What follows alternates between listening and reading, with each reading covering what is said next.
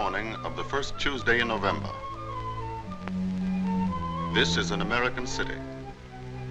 A city that is not very large, not very rich, not very old.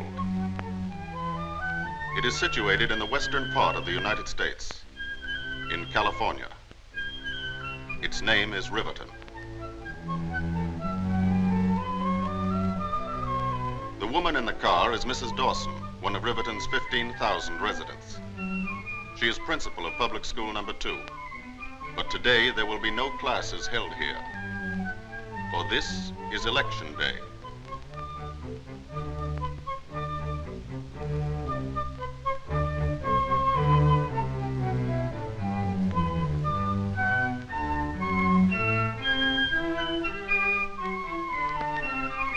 This classroom is one of the 130,000 places the country over in which American citizens are going to cast their votes today. This is the table where the voters' names will be checked. The locked ballot box and the polling booth. Here it is, in the privacy of this curtained space, that the American voters every 4 years, on the first Tuesday after the first Monday in November, choose their national government. Here come Mrs. Dawson's colleagues on the election board of Riverton's 7th precinct, each representing one of the major political parties. Mr. Schwartz is a Republican who works for the streetcar company. Mrs. Abernathy is a housewife and a Democrat. Mrs. Dawson is chairman. They've all known one another for years. First, they remove the last traces of their campaign activities, their party buttons. Then they take the oath. You swear to defend the Constitution of the United States of America and perform your duties as members of the election board to the best of your ability, so help you God. I do. I do. This makes them responsible for seeing that the voting here today takes place according to the laws of the land. And now the polls are open.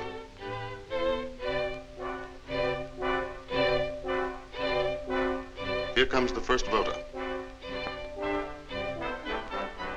No wonder he's first. He's been up since 4 o'clock delivering milk. Oh, yeah. Good morning, everybody. Top line, you're the very first one. Right on the dot. Always like to vote early. Gives the Republicans a temporary lead. Here's your ballot, Bill. Thanks. Right in there.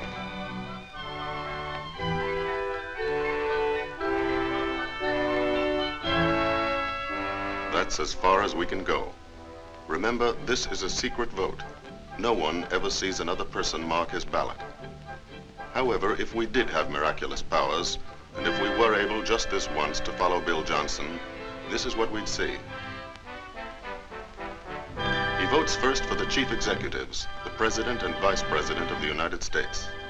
Next, he votes for a senator from his state, then a representative from his district. This man is casting his vote for a government of his own choosing under the Constitution of the United States.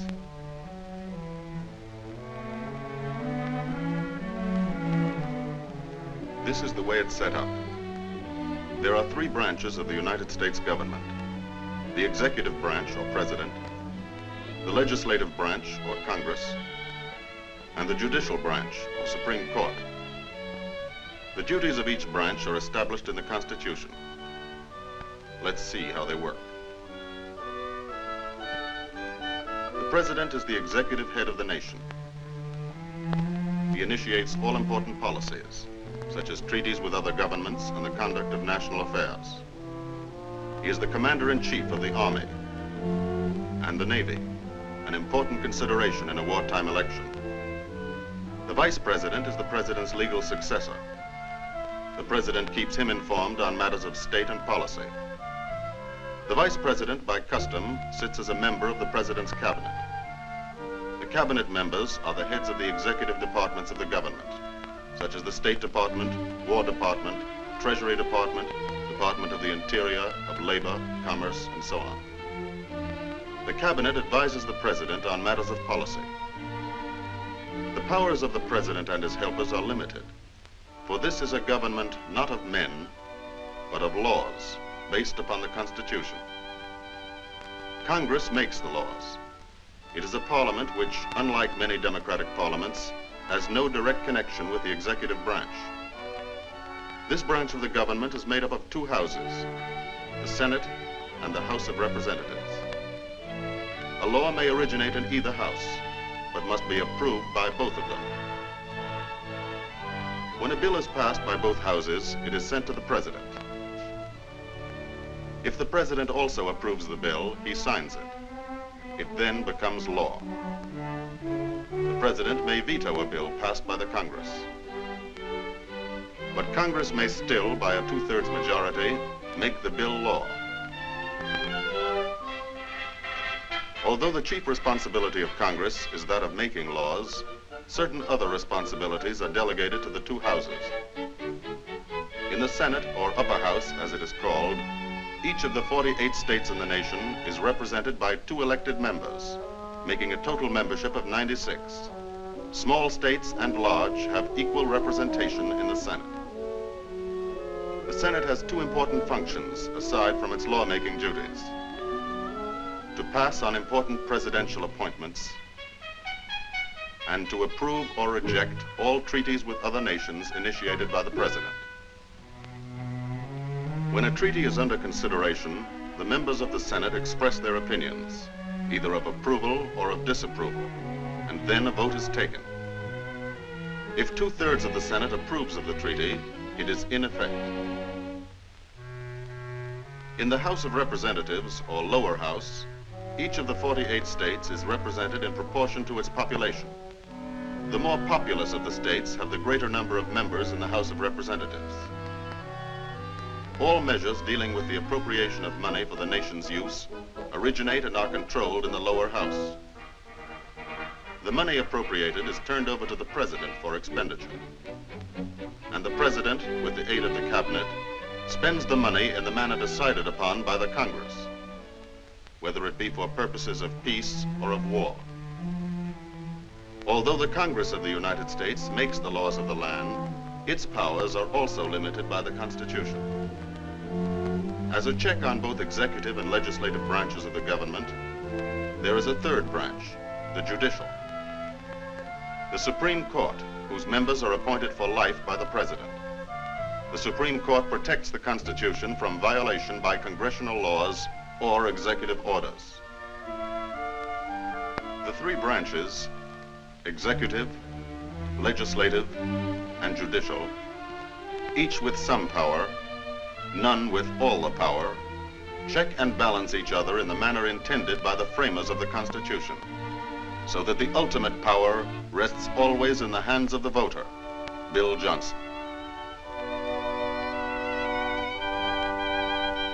Having voted for a federal government, he must also choose a governor for his state, members of the state assembly, county judges, all the minor offices, and various legislative amendments. When Bill Johnson is finished, he has elected an entire government from top to bottom. That is, if a majority of the voters think the way he does about it.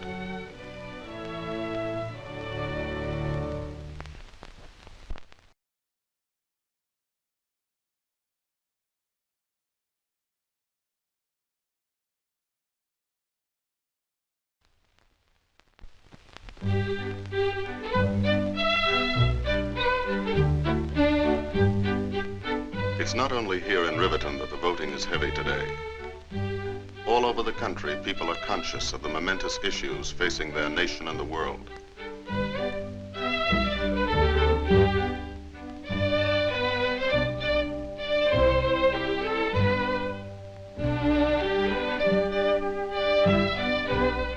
This is their way of expressing their conviction of how and by whom these issues should be met.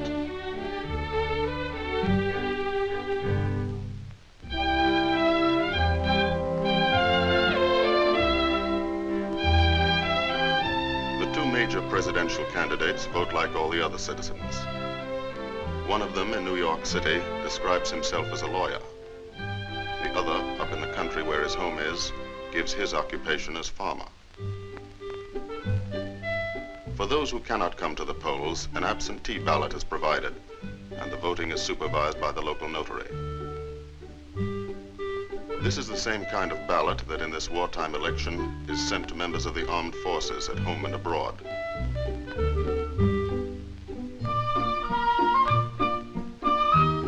These ballots are returned to be counted in their respective states. Here in Riverton, the line grows longer. The citizens are following the constitutional provision that elections are held on schedule, rain or shine, panic or prosperity, peace or war. That chalk on his sleeve is part of yesterday's history lesson, when Mrs. Dawson reminded her pupils of two other memorable elections. In 1864, with the nation in the throes of a civil war, Abraham Lincoln, one of America's greatest presidents, was opposed in a bitter campaign by one of his own generals. The people chose to re-elect Mr. Lincoln. In 1916, during the First World War, an election was held. And now again in 1944. Early in the summer, nominating conventions are held.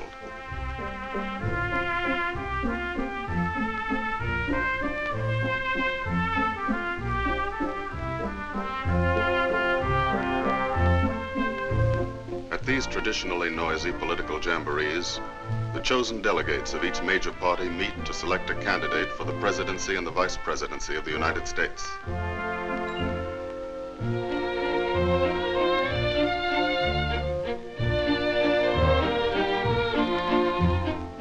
Now the candidates have been chosen.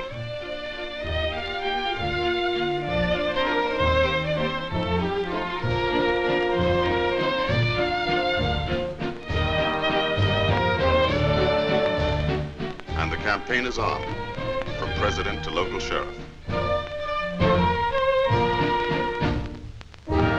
For 3 months, all through the late summer and fall, wherever people come together, issues and men are discussed and argued about.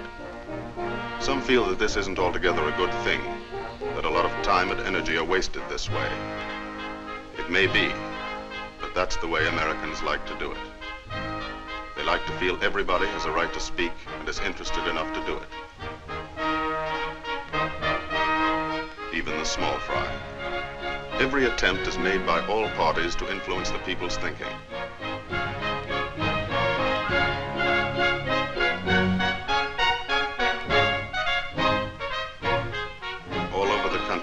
Week after week, 140 million citizens take part in the great debate.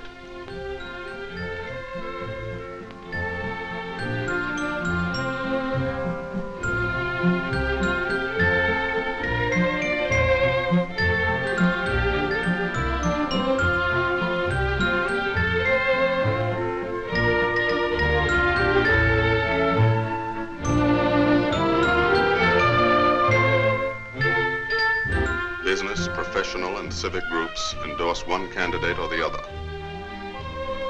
For the first time in American history, organized labor takes an active part in the campaign.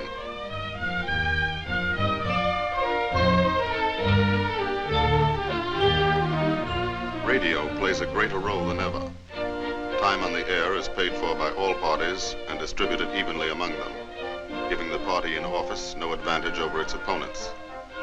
It is estimated that in the last days of the 1944 campaign, 70 million Americans heard the speeches of the various candidates.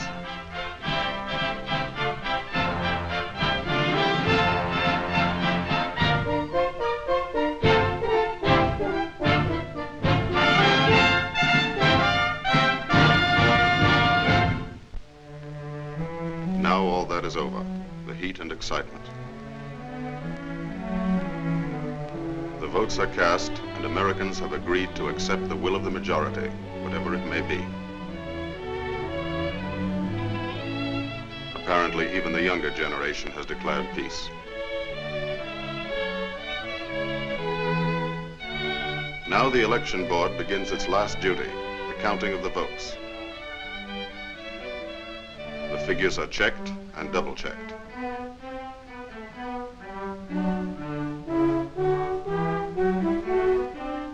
Then they are telephoned to headquarters.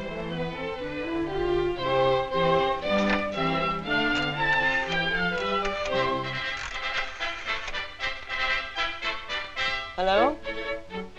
This is Mrs. Dawson, 7th Precinct. Ready to report. From coast to coast, precinct by precinct, city by city, state by state, the results are recorded.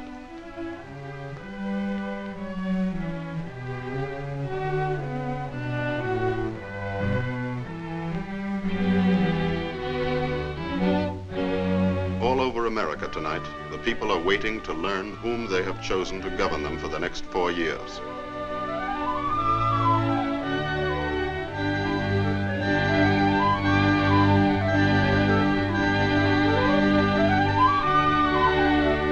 Towards midnight, the final results are announced.